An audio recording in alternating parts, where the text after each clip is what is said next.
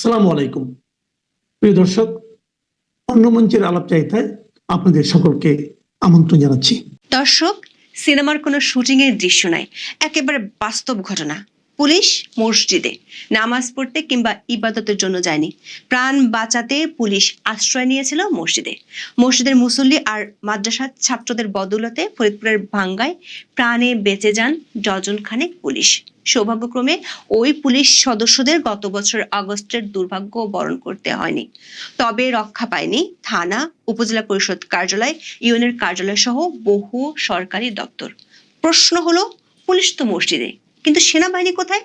স্বরাষ্ট্র উপদেষ্টার হুমকিকে যখন বুড়ো আঙ্গুল দেখিয়ে ভাঙ্গার বিক্ষুব্ধ জনতা থানা থেকে ইউনো অফিসে বেদম ভাঙচুর চালাচ্ছিল, আগুন ধরিয়ে দিচ্ছিল, তখন পুরো ফরিদপুরের কোথাও দেখা মেলেনি সেনাবাহিনীর। শুধু ফরিদপুরের ভাঙ্গা নয়, কুষ্টিয়ার মন্দিরে প্রতিমা ভাঙচুর, কক্সবাজার স্টেডিয়ামে তাণ্ডব। গত কয়েকদিনে এমন বহু মবের ঘটনায় সেনাবাহিনীর ভূমিকা রোগী মারা যাওয়ার পর ডাক্তার আসলের মতোই। মানে ঘটনা শেষ হয়ে গেলে মব সন্ত্রাসীরা বিদায় নিলে সেনাবাহিনীকে দৃশ্যপটে দেখা যায়। ফলে ম্যাজিস্ট্রেসি ক্ষমতা পাওয়া সত্ত্বেও আইন শৃঙ্খলা নিয়ন্ত্রণে সেনাবাহিনীর এমন রিঅ্যাক্টিভ ভূমিকা নিয়ে প্রশ্ন উঠছে। এটি সুশৃঙ্খল বাহিনী হিসেবে সেনাবাহিনী কমান্ডের বাইরে কিছু করে না। তাহলে কি সেনাবাহিনীকে রিঅ্যাক্টিভ কিংবা আরো পরিষ্কার করে বললে বাংলা সিনেমার পুলিশের মতো ভূমিকা পালনেরই কমান্ড দেওয়া হচ্ছে? যদি তাই হয়, যেখানে একদল বিক্ষুব্ধ জনতা থেকে বাঁচতে পুলিশকে মসজিদে আশ্রয় নিতে হয়, তাহলে অধ্যাপক ইউনূসের মহোৎসবে নির্বাচনের সময় কি হবে? তখন কি প্রতিটি ভোট কেন্দ্রের পাশে একটি করে মসজিদ রাখা হবে? বিস্তারিত জানতে চলুন যাওয়া যাক বিশ্লেষণে। নির্বাচনের আগে আদমশুমারি অনুযায়ী জাতীয় সংসদের আসন পুনর্বিন্যাস করা হয়। এবারও তা করা হয়েছে। জাতীয় সংসদের আসন পুনর্বিন্যাসের গেজেটে ফরিদপুর 4 আসন থেকে ভাঙ্গার আলগী ও হামিরদী ইউনিয়নকে ফরিদপুর 2 আসনের সঙ্গে যুক্ত করা হয়েছে। এর প্রতিবাদে গেজেট প্রকাশের পর থেকে 5 দিন মহাসড়ক ও রেলপথ অবরোধ করে রাখে স্থানীয়রা। 3 দফায় গত 5 দিন ধরে ভাঙ্গা হয়ে যাওয়া 2টি মহাসড়ক, 2টি রেলপথ ও ঢাকা মাওয়া ভাঙ্গা এক্সপ্রেসওয়ে অবরোধ করে রাখে এলাকাবাসী। এতে সীমাহীন দুর্ভোগে পড়েন দক্ষিণবঙ্গের 21 জেলার মানুষ। 14 সেপ্টেম্বর সচিবালয় এসি রুমে বসে স্বরাষ্ট্র উপদেষ্টা হুঁশিয়ার দিয়ে দেন, বলেন রাস্তা অবরোধ করে আন্দোলন আর কোনো অবস্থায় সহ্য করা হবে না। তিনি আলটিমেটামও দিয়েছিলেন, বলেছিলেন ফরিদপুরের ভাঙ্গা যারা অবরোধ করছে তারা যদি 14 সেপ্টেম্বরের মধ্যে অবরোধ তুলে না নেয়, সেক্ষেত্রে আইন শৃঙ্খলা রক্ষাকারী বাহিনী আইন প্রয়োগ করতে বাধ্য হবে।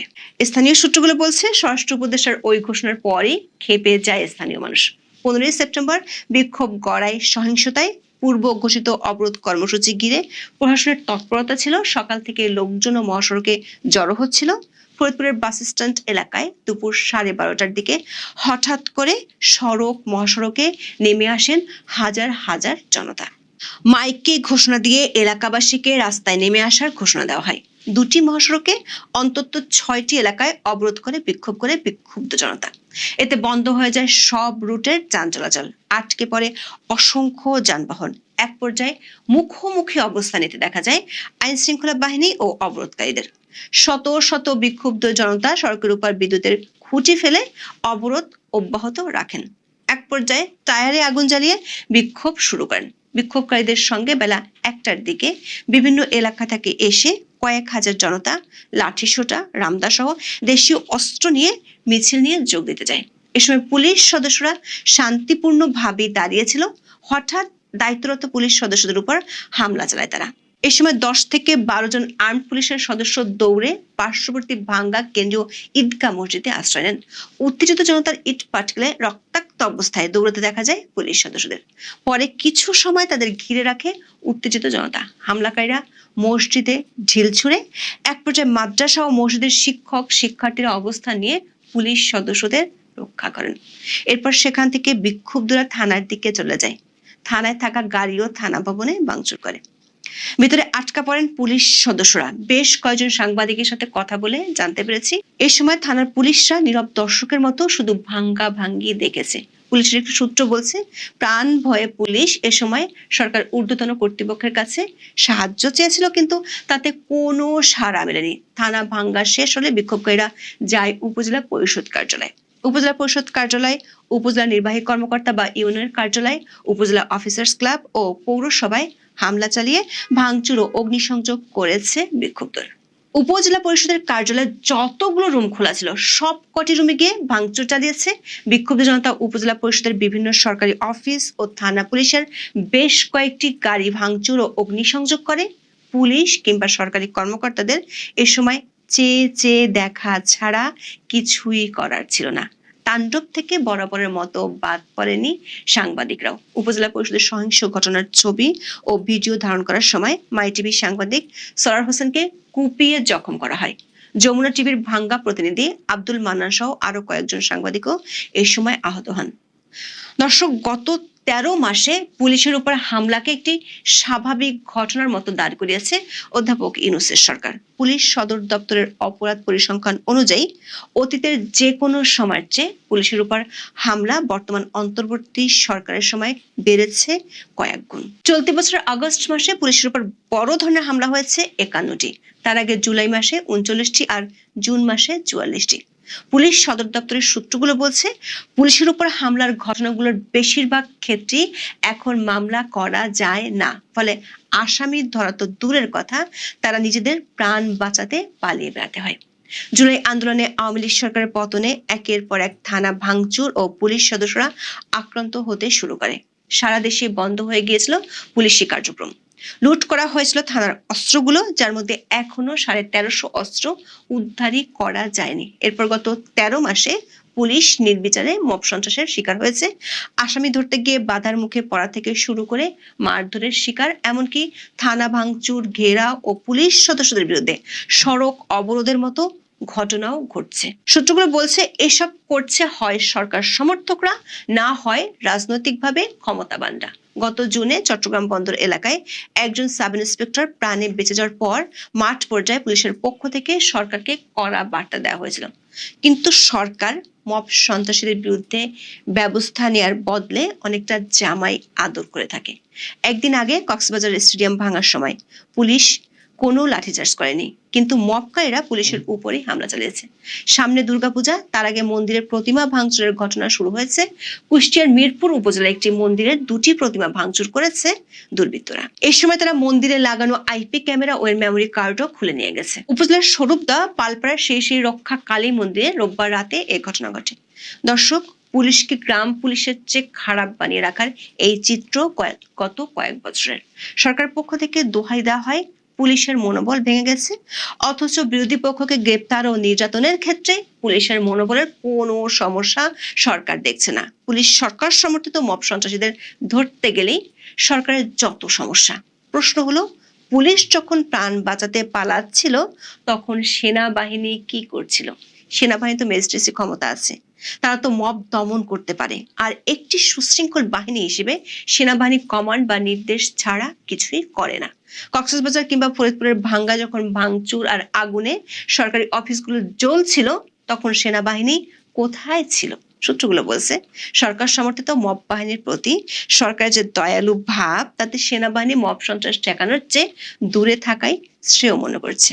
সরকার সেনাবাহিনীকে রাজনৈতিকভাবে ব্যবহার করতে চায়, কিন্তু সেনা সদর থেকে তাতে আপত্তি জানানো হয়েছে।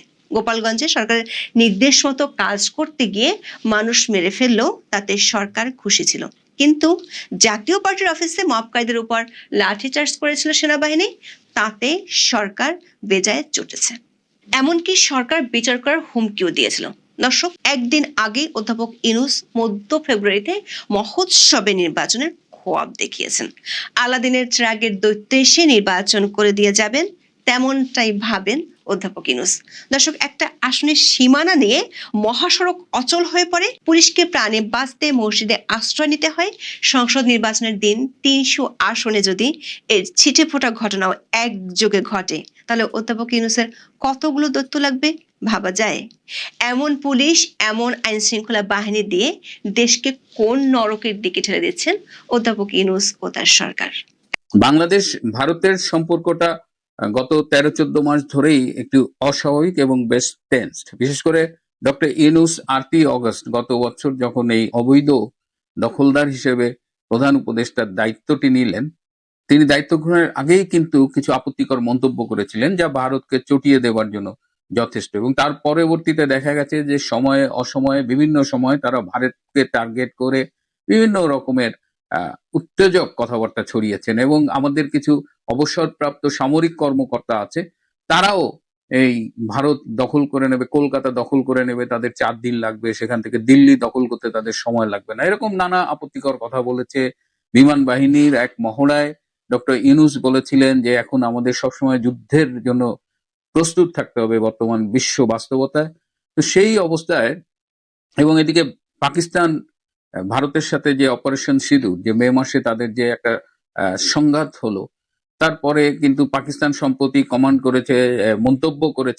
করেছে যে তারা ভারতকে পূব দিক দিয়ে অ্যাটাক করবে, আবার ওদিকে পশ্চিম দিক দিয়ে অ্যাটাক করবে। পূব দিক দিয়ে অ্যাটাক করবে মানে বোঝাচ্ছে তারা বাংলাদেশের দিক দিয়ে অ্যাটাক করবে। তার মানে একদম সহজ সরল ভাষায় বলতে গেলে বলা যায় যে যেহেতু এখন আমাদের পাকিস্তানের সাথে খুব বেশি মহরম চলতেছে এই ইউনূস সরকারের, সুতরাং পাকিস্তান বাংলাদেশকে দিয়ে হয়তো বা বাংলাদেশের সাইড দিয়ে হয়তো ভারতে একটা অ্যাটাক করে বাংলাদেশকে ভারতের সাথে একটা যুদ্ধে জড়িয়ে দেবে। তো এই ধরনের কথাবার্তা হচ্ছে। ভারত কিন্তু বসে নেই, এগুলো স্রেফ কথার কথা হিসেবে ভারত নেয়নি। ভারত ভারত সীমান্তে, বিশেষ করে এই যে চিকেন নেক, শিলিগুড়ি, আমাদের লালমনিরহাটের ওই কাছে, এই সমস্ত এরিয়া জুড়ে তার নর্থ ইস্ট যে স্টেট গুলো আছে, সব স্টেটের বিভিন্ন সীমান্ত জুড়ে ব্যাপক সৈন্য সমাবেশ ঘটিয়েছে। এবং এই চিকেন নেকের কাছে ভারতের 3 বাহিনীর প্রধানের জন্য 3টা অফিসও তাদের সেখানে বসানো হয়েছে, এবং মাঝে মধ্যে 3 বাহিনীর প্রধানরা সামরিক বিমানে উড়ে এসে সেখানে অফিসও করেন। এবং ভারত সম্প্রতি সামরিক মহড়াও করেছে, একটা মিসাইলেরও তারা টেস্ট করেছে, যেটা বাংলাদেশের উপর দিয়ে ফরিদপুরের ওই অঞ্চল দিয়ে গিয়ে বঙ্গোপসাগরে পড়েছে। সুতরাং ভারতের যুদ্ধ প্রস্তুতি কিন্তু ব্যাপক। ভারত চুপ করে বসে নেই, বা বাংলাদেশের বা পাকিস্তানের এই আওয়াজগুলোকে যে একদম কথার কথা মনে করে তারা বসে নেই। সেই অবস্থায় আজ থেকে ভারতের পশ্চিমবঙ্গের কলকাতায় শুরু হলো যৌথ সেনাপতি সম্মেলন 2025।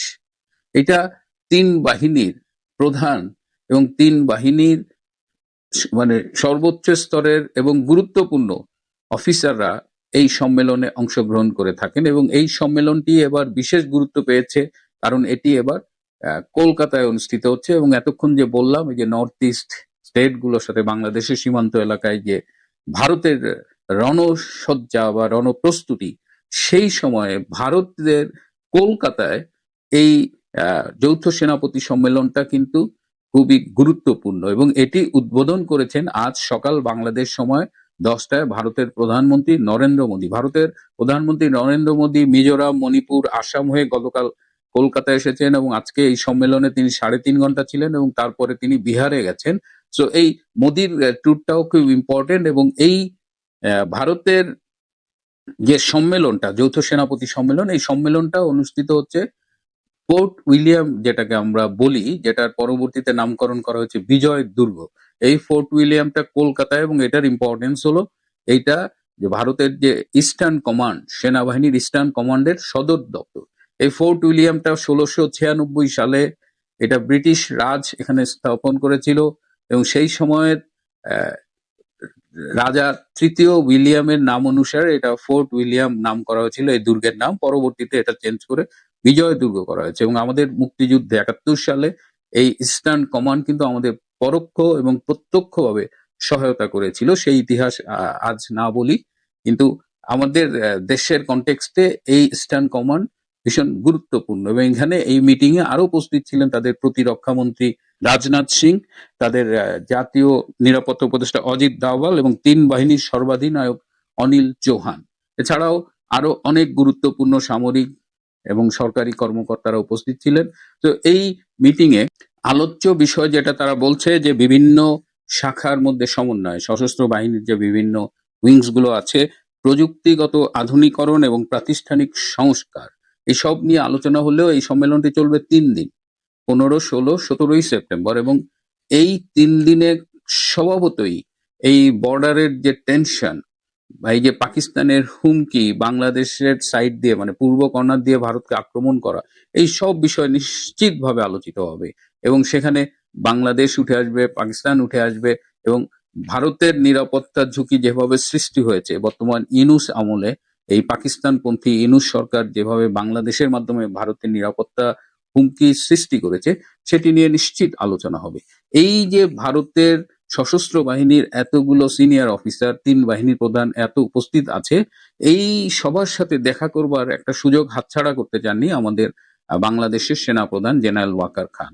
এবং জেনারেল ওয়াকার খানের ইচ্ছা ছিল যে তিনি এই সময় কলকাতায় গিয়ে এই ভারতের যে সিনিয়র অফিসার আছেন, 3 বাহিনীর প্রধান আছে, তাদের সাথে অনানুষ্ঠানিকভাবে সাক্ষাৎ করবেন এবং সেখানে আলোচনা হবে। আপনারা জানেন যে যখন বাংলাদেশ ভারতের এই টেনশন, তখন অনেকদিন পর্যন্ত দুই দেশের সেনাবাহিনীর মধ্যে কিন্তু যোগাযোগটা ছিল, বিশেষ করে দুই দেশের সেনাবাহিনী প্রধানের সাথে নিয়মিত যোগাযোগ হতো। কিন্তু সম্প্রতি জেনারেল ওয়াকার তা তা আস্থা, ভারতের কাছে তার অবস্থানটাকে হারিয়েছেন, আস্থা হারিয়েছেন। তো ভারতের সেনাবাহিনী এখন ওয়াকারের সাথে রুটিন যোগাযোগ করলেও আগের মতো আর তাকে বিশ্বাস করেন না। তো যাই হোক, আমন্ত্রিত না হওয়া সত্ত্বেও কলকাতায় যেতে চেয়েছিলেন আমাদের জেনারেল ওয়াকার, এবং এ কারণে তিনি ডক্টর ইউনূসের কাছে অনুমতি প্রার্থনা করেছিলেন, কিন্তু ডক্টর ইউনূস তাকে অনুমতিটি দেননি। অনুমতি না পাওয়ার কারণে এই জেনারেল ওয়াকারের আর এবার কলকাতা যাওয়া হলো না, এবং এই জন্য তার যথেষ্ট মন খারাপ আর কি। মানে তিনি ভেবেছিলেন যে এইবার গিয়ে তিনি এই যে ভারতীয় সেনাবাহিনীর সাথে তার যে একটা দূরত্ব তৈরি হয়েছে, সেটাও কিছুটা ওভারকাম করার চেষ্টা করেছিলেন, কিন্তু সেটা এ যাত্রায় আর হলো না।